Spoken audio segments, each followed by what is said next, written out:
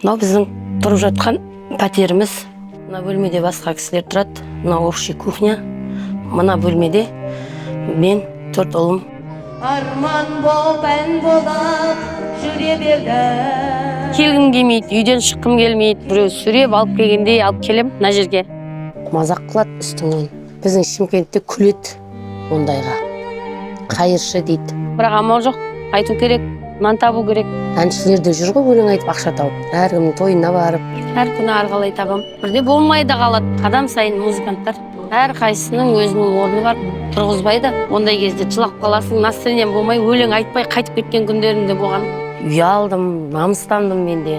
Балалармен сиган құсап көшеге барып, қойып ана жерде өлең айтып. Тек нанмен отырған күніміз де болған. Шаймен, нанмен, басқа ештеңе жоқ.